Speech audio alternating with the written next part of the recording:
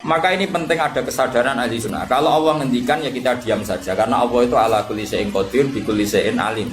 Kamu tidak usah kecangkeman orang Aceh diadab karena banyak maksiat, malah goblok yang telulas. Podo-podo maksiat yang Aceh, maksiat yang Bali. Bali le maksiat yang Hollywood, Hollywood le maksiat yang Cina, malah komunis. Enggak usah ngomong gitu. Pokoknya adab itu Allah kuasa mengadab siapa saja. Tapi kita berhenti di situ, tidak usah ngomong siksa karena dosa. Karena kalau kamu ngomong dosa diperbandingkan ada daerah yang lebih dosa atau itu tidak wilayah kamu. Makanya Rasulullah itu kalau ditanya ada adab itu Nabi nggak pernah nerus. Ya sudah ada adab, tapi kalau mansus ya mansus misalnya kaum Lut itu mansus karena adab. Tapi kalau orang Islam kan nggak mesti adab. Bisa saja hukuman yang menjadikan malah berbusuar. Kalau sama nggak percaya gini, dan saya menjamin pasti saya benar dalam hal ini karena saya berdasar hati sahih. Sama-sama adab misalnya orang tenggelam. Banyak kan orang mukmin disifati Nabi itu mati syahid. Aku tak lawan sing darane wong Aceh iku mesti adab. Tak lawan dunia akhirat. Selain wong sombong berarti tak maca hadis. Lho coba Nabi beberapa kali ngendikan umatku sing syahid itu sekian termasuk sing mata ghori kon sing mati tenggelam coba. Artinya ada bentuk ghori yang justru syahid. Kecangkeman dora tahu ngaji kecangkeman. Oh tak lawan dunia akhirat. Karena sok sucinya.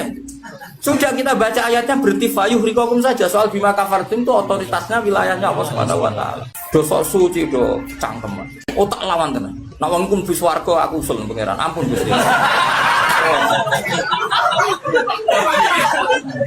Niku nate ngenyek tiang sak provinsi. Sok sucinya. Lo coba ya.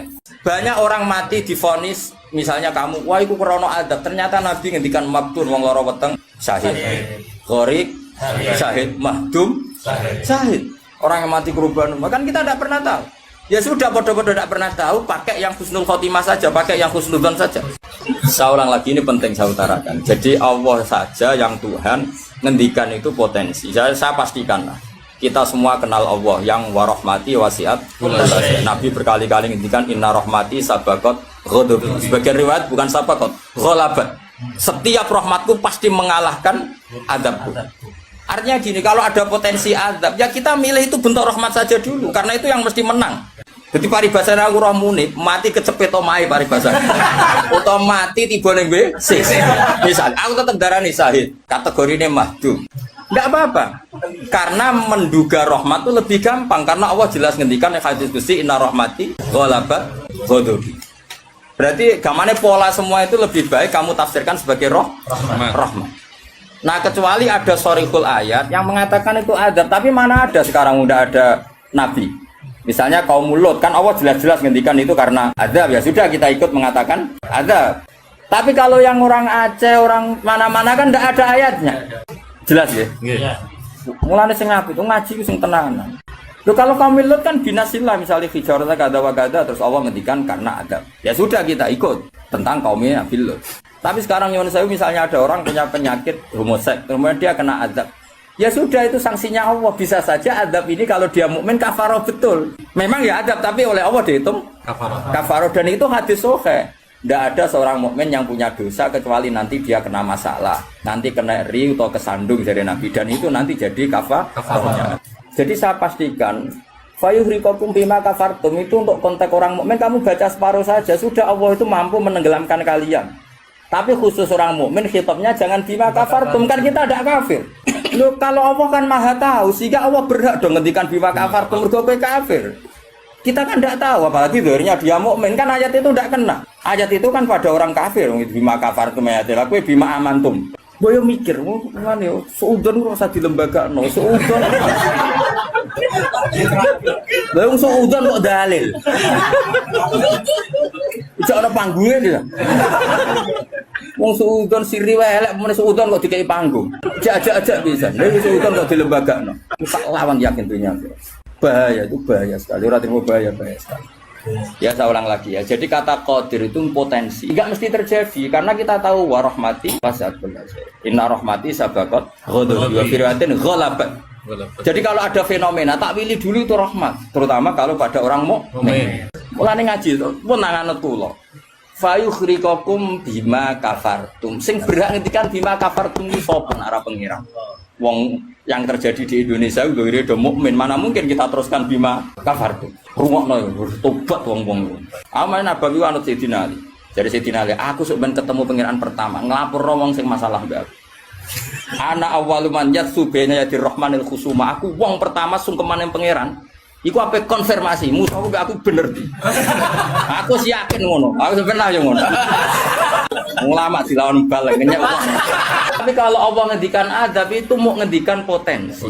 Jong nak kelakuan ngene, aku iku kuwasa mendatangkan siksa. Kuwasa itu kan belum eksekusi kan? Bisa iya, bisa tidak.